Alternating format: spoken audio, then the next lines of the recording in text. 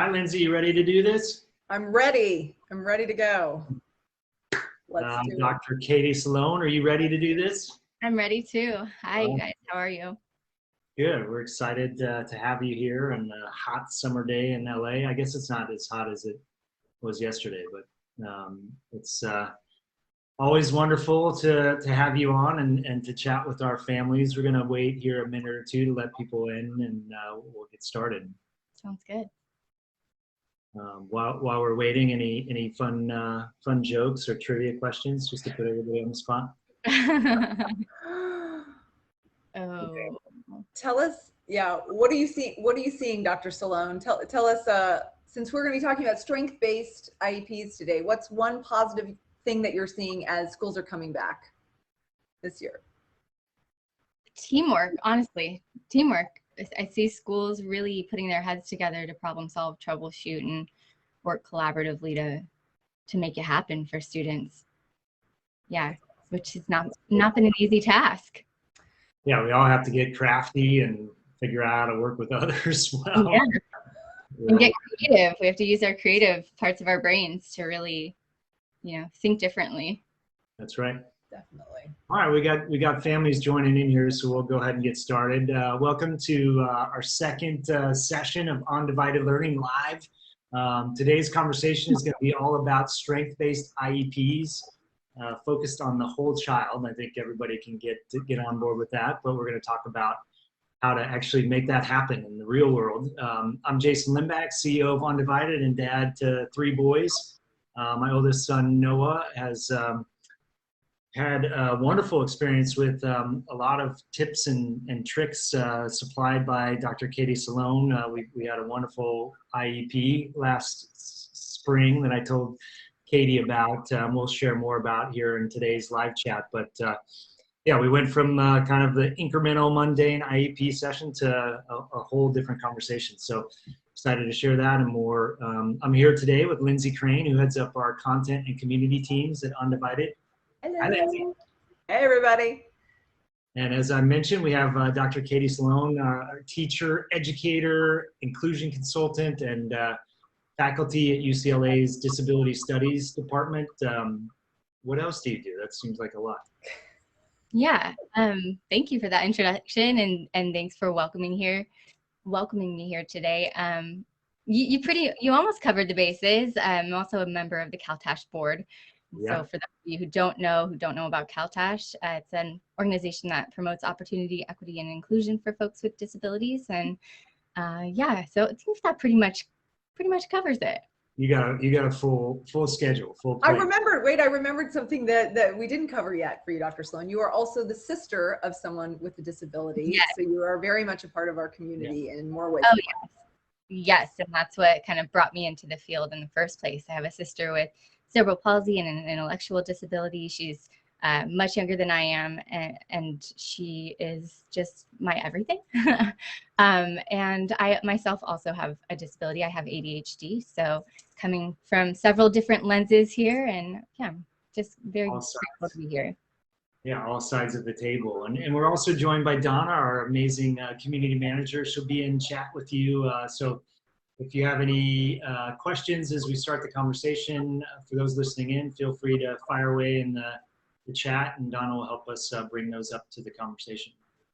And we are going to be here live every week. So we want to tackle what you need to hear most about. So please let us know. And at the end of our talk today, we're going to be announcing our latest giveaway that may involve the happiest place on earth. So more on that later, because we all deserve some happy right now. The last year was really rough. There's no downplaying it. And so Dr. Solone, we want to get right into it. We've talked to you many times about strengths-based IEPs, and when things are so difficult as they have been, it's easy to be stuck in a deficit mindset.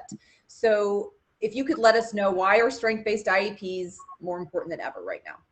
Yeah, I think you nailed it, Lindsay. It's coming we're still in the midst of the pandemic. We're emerging out of, remote learning, being back on campus.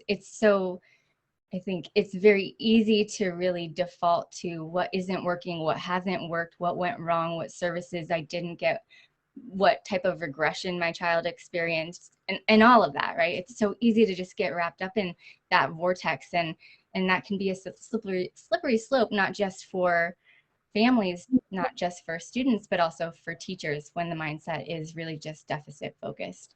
And so strength-based IEPs are crucial at reminding everyone to ground into what each child's strengths are and build off that. And through the pandemic, many families spent a lot more time with their children during academic times, right? In the past, students went to school, they did their academics at school, they came home, and maybe we helped with homework and things like that. But through this time, we've been able to get such a deeper perspective and picture about what goes on at school, what are the types of challenges that are presented, but what are my child's strengths around these things, and what can I do? And of course, we don't have all of the answers either, but when we can really tailor the IEP to be strengths-based, we can remind teachers, IEP teams, and ourselves of what our child can do and what they need to succeed, rather than falling down this path of negativity and they can't do this, they can't do that, which then is just a slippery slope from there. So strength-based IEPs right now are crucial for sure. So we did hear from a couple families, they're like, I love this concept, but how can we, the question, it was, how can we really advocate for what our kids need if we're only talking about their strengths? How can we also, so I don't think, some people might not understand what it means. We're not just trying to paint a really rosy picture of like, here's all these fabulous things about my child, but we're not leaving out the rest of what they need. So can you give us an example of something or a way that a parent might come into an IEP talking about their children's strengths while still expressing what their child needs as well? Absolutely. And I think that can be the misconception with the strengths-based IEP, where it's like, oh, we're just, talking about all the things my child can do and avoiding the things that they're still working on. But actually, a strengths-based IEP is really just framing the IEP in a way that recognizes your child's strengths and utilizes the strengths to then make progress with the areas that each child's working on. So for example, if a child responds really well when you are giving them two choices, for example, and when you give them two choices, then they make one and they follow through with that, as opposed to giving a one directive, then that is a strength that the child has. They are very successful when given two options of things to do rather than a directive. That's using a child's strengths to meet their needs, right? If a child is can memorize facts really well and it has great auditory comprehension skills, right? We can utilize those things to then work on math and think about using songs to teach math facts, for example, right? So that's how we can then use those strengths to meet the child's needs. So we're not mitigating the fact that children have things that they need to work on. We all do, right? And we're not avoiding those things. We're just changing the way we're framing it. So rather than saying this child doesn't comply when asked to follow directions, it's like, no, this child is really successful and can follow directions when given two choices and how to proceed, things like that. I love that. I think that that idea of through the lens of strength, engaging with the IEP team on the goals and how we're trying to move forward together. I think that's a great way to make that connection, because you're not just coming in and saying, oh, my son Noah is perfect in every way, and how could you ever not see that? It's exactly what you described. Like, how do we take, in his case, we're trying to work on leveraging an eye gaze device. How do we take a strength into that conversation and bring a goal to life that is leveraging his strengths, but also aware of where we're at and where we want to go on that particular goal? It makes a ton of sense. Right. Like if I am trying to exercise more and I know that I'm not a morning person, then I'm not going to say like, I need to exercise every day in the morning and I'm going to wake up an hour earlier to do it, because that's going to set me up for success. Like, she doesn't exercise, so she needs to exercise more and should do it in the mornings. If I play off my strengths, I'm more motivated in the afternoon, I'm more successful in the afternoon, and I will be more likely to engage in exercise at a different time of day. It's just one simple example. But if we apply it to ourselves, you know, we don't for ourselves set goals that focus on our negative, the negative things about it. We, at least not to be successful, we focus on our own strengths to set ourselves up for success, or at least hopefully we're learning to. Yeah, I like that. That's great. I just would say I'm a data nerd. So exactly what you said, Jason, and everything you're saying, Dr. Solone, it's like, here's the baseline. You take the data, here's the baseline. Here's where we want to go. Here's, you know, our Common Core State Standard or Core Connector goal. It's another conversation. and then what is, you know, what is NOAA great at? So how, you know, and then so how do we use the things that work for NOAA to get from here to here, whatever that goal is. Right. I can't tell you how many times I've seen, you know, IEP goals that are related to, you know, word problems in math, and the child needs to read the word problem and solve it, and, you know, figure out the operation. And if a child's reading skills are not super strong, and that's the goal, then that's going to set them up, not going to set them up for success. But if we think about rewriting the goal in a way that's going to play off their strengths and they're a good auditory listener, then maybe they're hearing the word problem read aloud, or hearing a device read it aloud to them, and then they can then, you know, achieve or meet that goal because we're playing off their strengths. Oh, that's a perfect way to put it.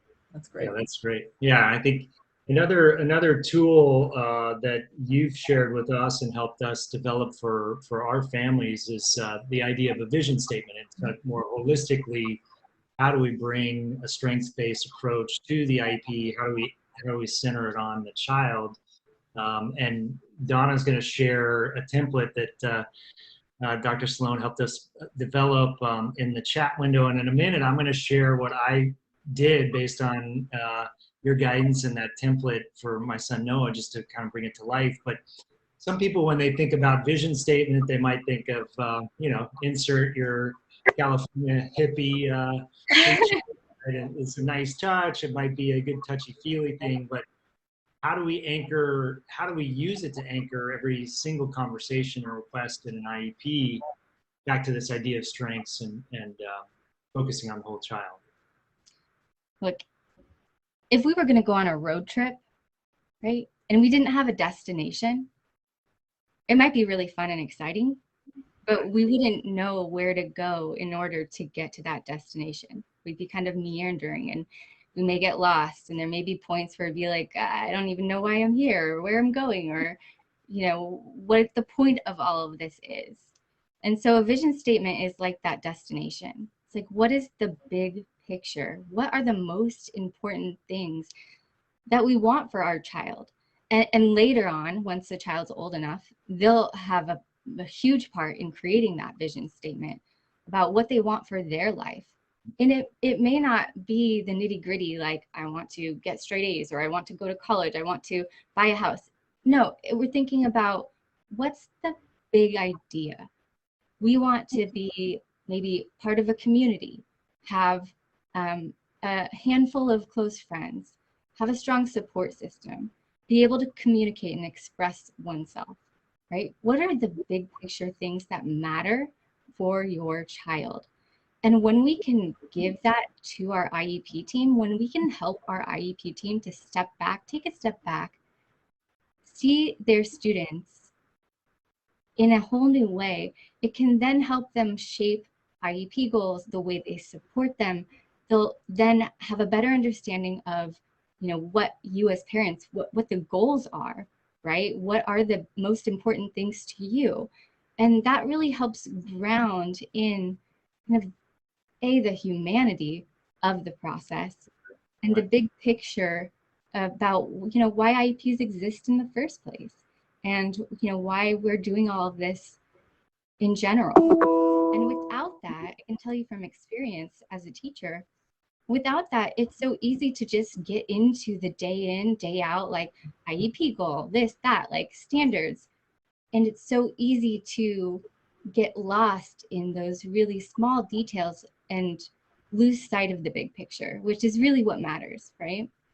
Well, and I think we've all been there. I mean, we could all like probably, this is a different kind of visualization than we'd want, but you could visualize that typical IEP meeting where everybody just settles into the rote role of let's read my section, let's read my section, and to really shift everybody out of that in and of itself can change the entire conversation. And so you've seen these vision statements out in the wild, like changing the conversation and having an impact. Oh yeah, absolutely. And these aren't common practice. And it's interesting, it's exciting. In California, I know there's a group working on a new revised IEP template. And one thing they're trying to work into that is a place for a vision statement. But I've seen it be so beneficial because, again, it grounds the whole IEP team in what matters. You know, when a teacher can say, wow, this student has come so far in this IEP goal or met this IEP goal, which is going to help them then achieve this big picture item. That also feels so affirming as a teacher too. And when a teacher has a clear vision of where you want to go, then teachers can do a better job. Support providers, service providers can feel the success and the progress, and that breeds more success and progress, right? No one wants to feel like they're not doing a good job. No one wants to feel like, no one wants to feel like what they're doing and the efforts they're putting in don't matter, and that like they're not supporting a child in a way that's going to be meaningful. And so a vision statement, it's just kind of beautiful to see how teams come together when they use it for the bigger picture and how that changes the tone and the conversation, and it changes the way that people see the student. Yeah. I can attest to it. We in our IEP last spring, we put this, and I'm sharing it for those just so they can see what it looks like. Also to brag on my big man with his painting. He's painting in his walker there, which is cool. But I was shocked at how much of a difference it made in the IEP meeting. We have a collaborative team, a team that cares a lot about Noah.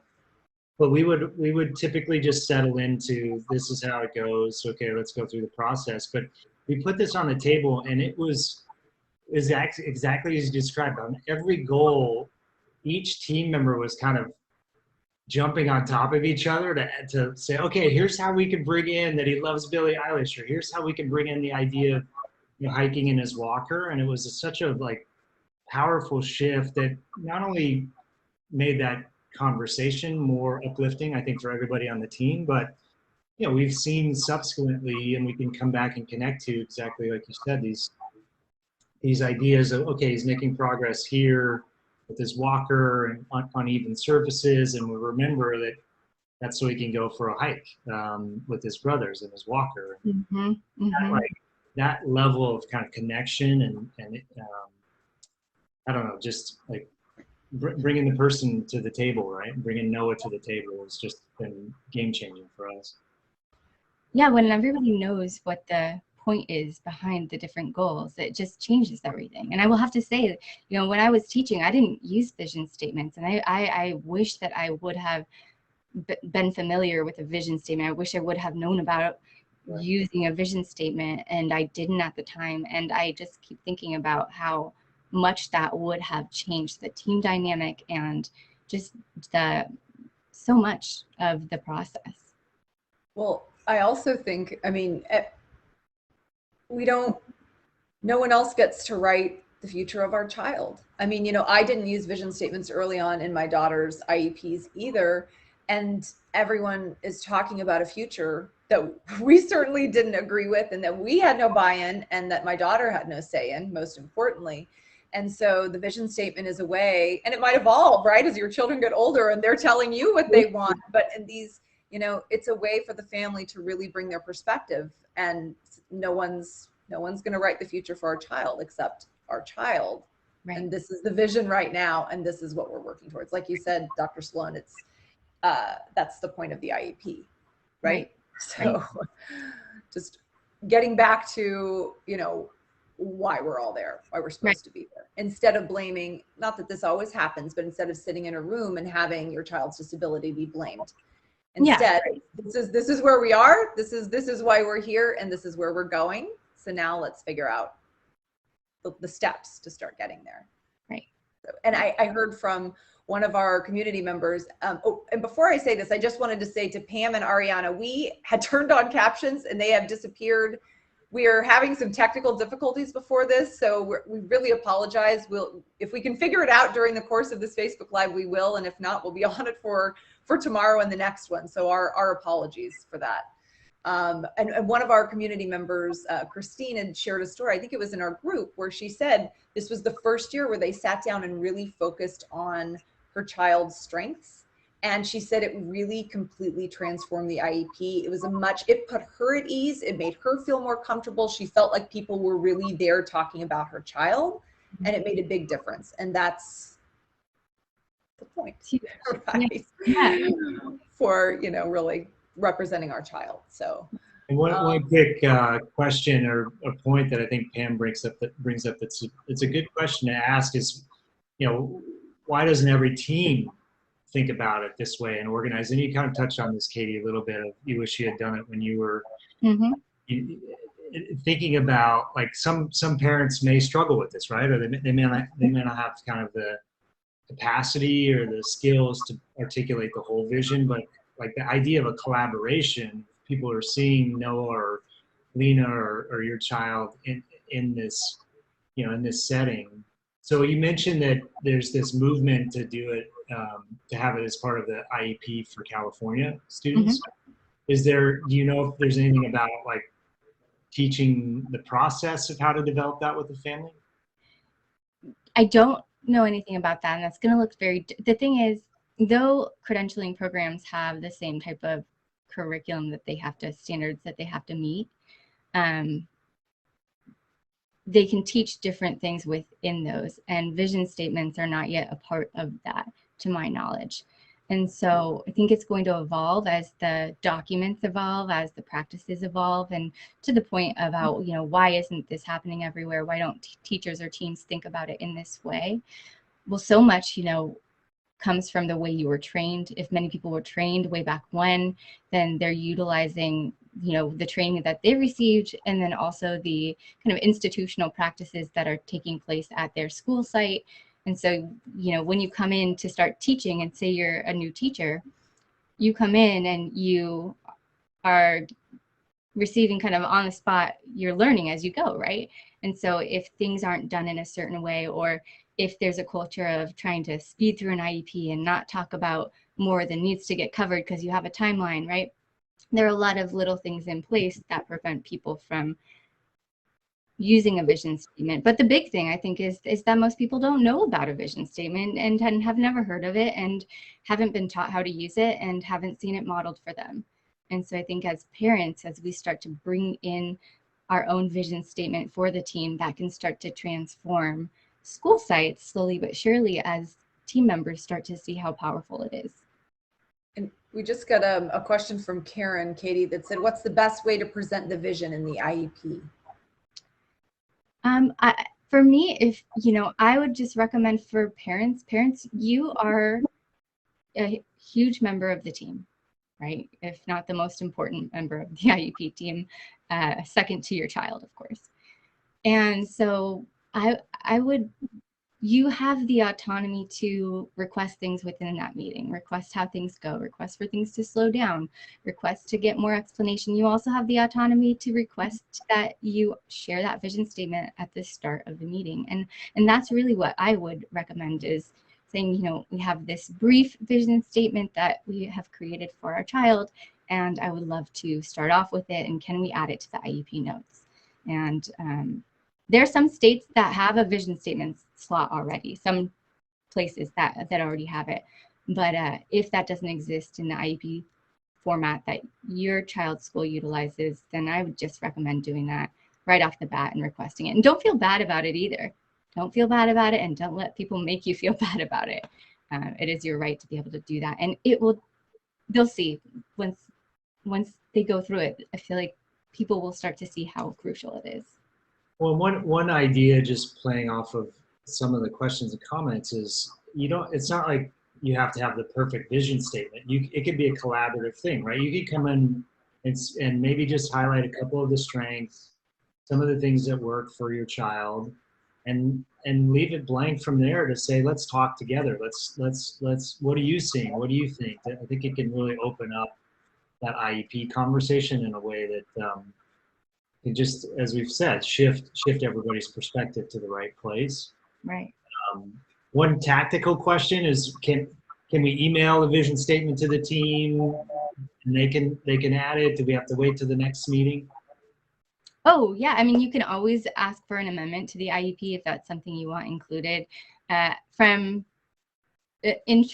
Truthfully, from the perspective of a teacher, former teacher self, if it were me, I would love for the parent to email me the vision statement, email the whole team the vision statement, and ask for the team to read it, share it with the paraeducators or whoever's supporting the child if you don't have their emails. And then in the next IEP, I would start with that. Because it doesn't necessarily have to be in the IEP if it's not already, but moving forward, that would be great, right? Because it's not going to change currently the goals and things like that. But if you want to change the goals, if you've created your vision statement and you've looked at your IEP and you really feel like there's some really important reasons as to why you might need to amend some of the support services and goals in the IEP, then absolutely, that is your right, and by all means do it. That's great. Another, vision statement, also another big topic that we're hearing about is least restrictive environment. Mm-hmm. And we had a question that was given to us beforehand, and especially after the last year and a half, a lot of parents don't feel like their kids can really handle an inclusive environment. So the question that we received beforehand is one of the most common about inclusion in general. She said, "My child is way behind her grade level, even more so now. What's the point of her being in gen ed? Won't she learn more in a special class?" So what would you like to say to her? A really good question. And the environment that's best suited for a child is, it varies, right? But I've seen this so much too. And there's a huge misconception that in order to thrive in general education settings, in the gen ed classroom, that a child has to be able to keep up with the gen ed curriculum. That is completely false. And in fact, you might be getting that messaging from your school sites, your teams, because they don't know how to include students with more significant support needs in the classroom.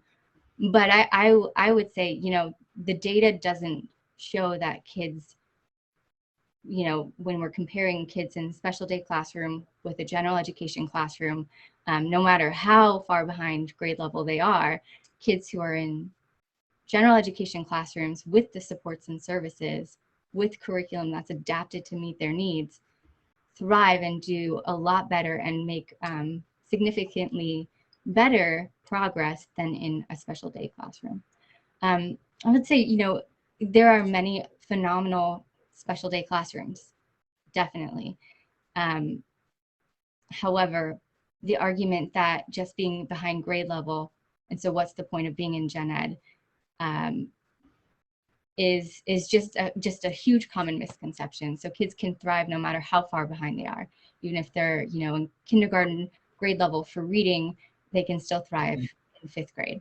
And so if the school doesn't have the support set up, and then there are a lot of factors that play into that too. So if the supports aren't set up, if nobody is supporting with the curriculum development or adaptations to the curriculum, then that presents a very real challenge. And so it might feel like a special day class is better because their needs can be met. And in some cases that may be true, but it is really important to consider all of those factors and just know that if your child's not keeping up, it doesn't mean they should be pulled from gen ed. And in fact, once they do go to a change of placement and go to a more restrictive environment like a special day classroom, depending on your IEP team, your district, your school, it may be more challenging to then get them back in a gen ed setting, unfortunately. And hopefully not, and hopefully you have a collaborative team that talks about placement every single IEP and really values parent input. But if that isn't the case, then that is a consideration to make. One of the underlying issues, I think, whether it's, a more strengths-based IEP or figuring out the right placement for your child, is that underlying that right now is this big issue of staff shortages across districts, and particularly the lack of aides. Last week we talked to Dr. Palenka, and she talked to us about how we can advocate via the IEP process to address this. But you do a lot of work at the district level, and any thoughts on creative ideas or effective ways you've seen work to deal with this challenge we're all facing, which is the shortage, the staffing shortage? The shortage is very real, and it, even districts that contract out to agencies that provide paraeducators to school sites, they're having a huge challenge getting people. They'll get people that are sent that don't show up, that show up one day then leave. So it is a very real problem. So even if you have an aide in the IEP and advocate for it that way, it's not going to address the root of the problem, which is just human bodies, right? But so in working with one district in particular, they were presented with this challenge, of course, and we're working towards more inclusive practices. So needing aides in certain classrooms at certain times.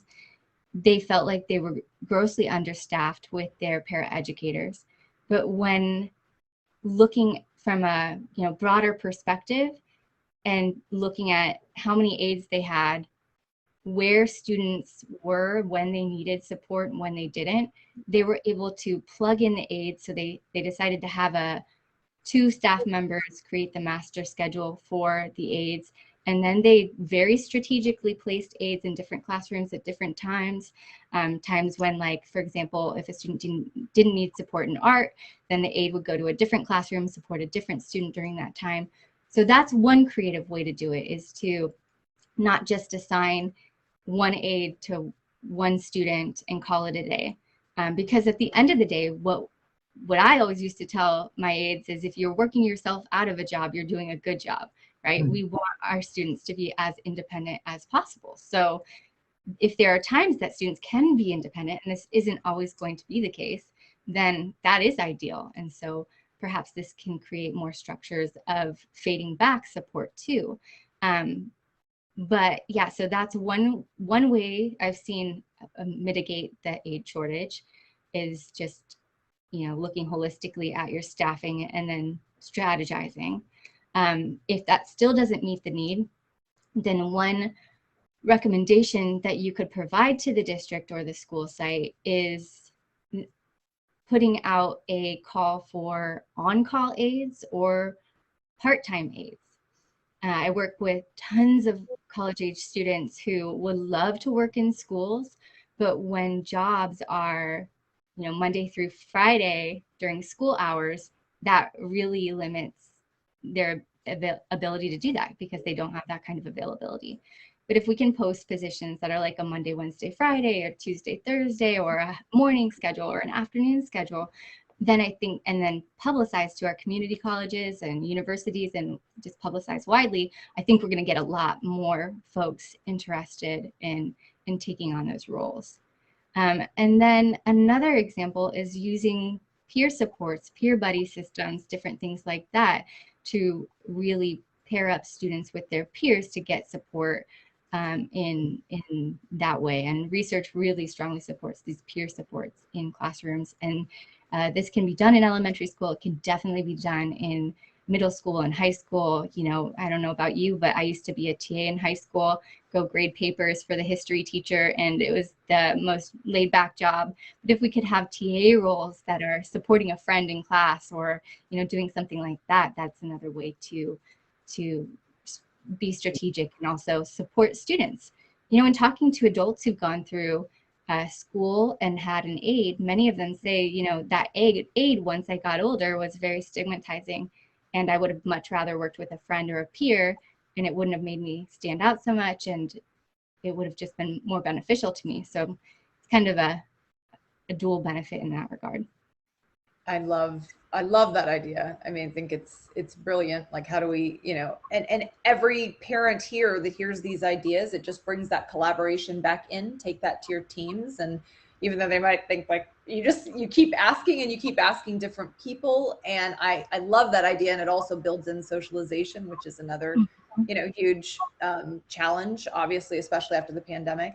I did want to ask, we had another question in the chat. How can parents encourage teachers to weave strengths and interests and their prior knowledge, experiences, and their positive effects into pre-existing curriculum like Benchmark Advance? Benchmark, what is Benchmark Advance? I don't know. What, pre-existing curriculum? Yeah, I think that, the gist of it is, that there may be a heavy focus on the curriculum side and that, like, not accepting the strengths. And as she had mentioned in her note that the child has particular interest, and they're not engaging on bringing those interests into the goals.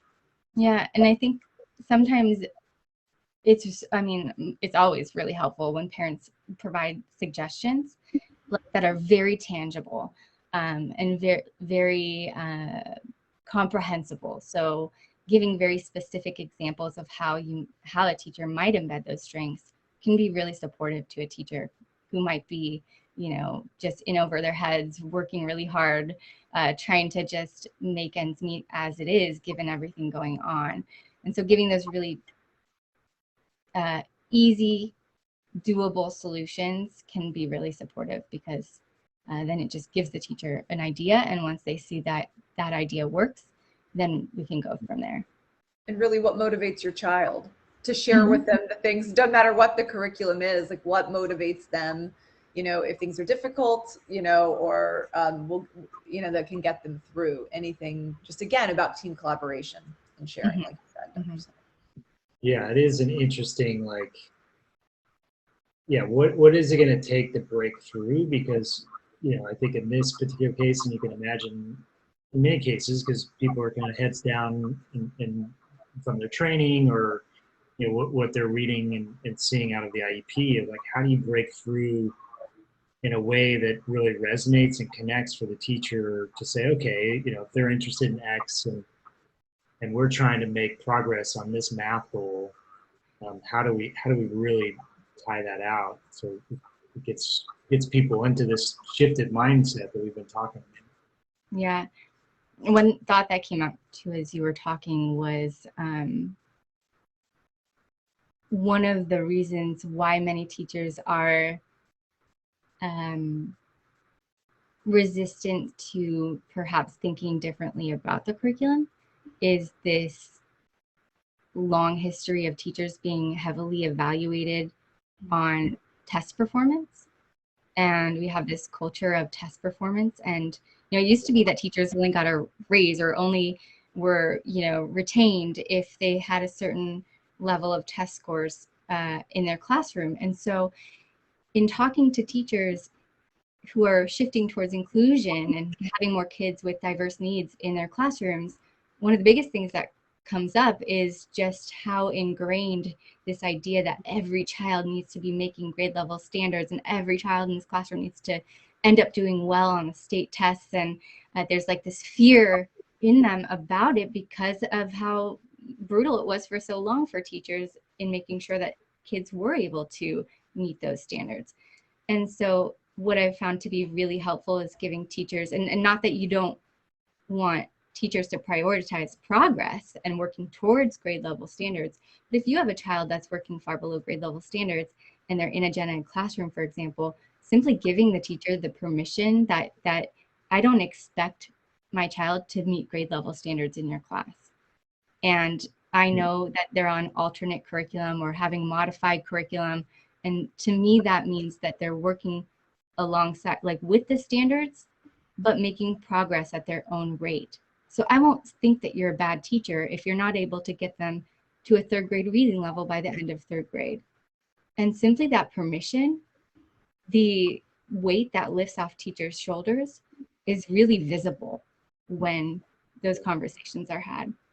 So such a hard, I just have to say, such a hard focus on grades, and having that be the only metric of school is not only difficult and could even say sometimes damaging to kids, but also to teachers. That's interesting. Yes, Yeah. very much so, very much so.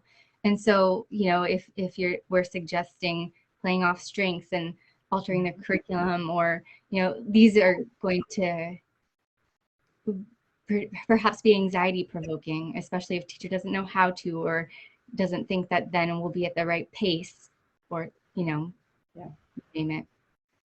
Well, that's wonderful. Unfortunately, I know we could talk for hours with you. As always, so illuminating and helpful. We do have to wrap up here, and I just want to thank you, Dr. Solone, for your continued guidance. And you know, you gave us some workout routine advice earlier on when to work out, but also really thoughtful and insightful ways to bring, you know, the whole child into the IEP and leverage their strengths to do what we all want. Everybody on the team wants, right? We want this child to thrive and to make progress, but you know, being able to kind of break through the kind of standard constraints and you know, some of the, you know, basic frameworks that prevent us from doing that is it's always helpful to hear you give us tips and tricks, and even just overall the big picture to reconnect to. So thank you for all that you do, and thank you for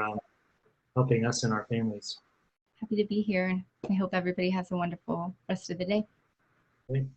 I also wanted to just let everybody know we have several exciting things going on right now. For people who sign up today for the free 30-day trial with us, they also get 30 free minutes with Dr. Sarah Palenka, an education advocate and Undivided consultant. Donna will put that link in the chat. And we also have a new giveaway open exclusively to members of our Facebook group. There's only one eligibility requirement. You need to be engaged in the community. That's a big thing for us about how do we build collective wisdom and power together. And so in order to participate in this giveaway, you got to be in there helping your fellow Facebook homies as we look to thrive together and with our families. So you get an opportunity to meet new people, help out your fellow parents, have a good time, and you'll automatically get entered to win, entered a drawing to win $500 to the happiest place on earth, as Lindsay calls it, which when I'm standing in a 45-minute line, I might not be so happy, but that would be, yes, you guessed it, Disneyland. So you can take the whole family or leave some of them behind and buy a lot of pineapple whip or turkey legs. Yeah, we want you to have fun. And I hope everybody knows about the passes you can get if you have a child with a disability. And they improved that, right? Like they made it even more. I think you can do it online beforehand now, whereas before you had to go to the mayor's office and go wait in line to do that. That's great. Yeah, so that's good. So we'll have more information in the Facebook group in the next few weeks, so keep an eye out for that. And just keep in mind with that $500 gift certificate, you know, you can invite me or Jason or Dr. Solone, and we promise that we won't talk about IEPs, you know, the entire time, and sharing is caring. But if we don't see you at Disney, that we hope to see you tomorrow. We're talking to Dr. Vivian Wang at 10 a.m. about how to motivate our kids, maybe ourselves a little bit too, to get back into the school routine.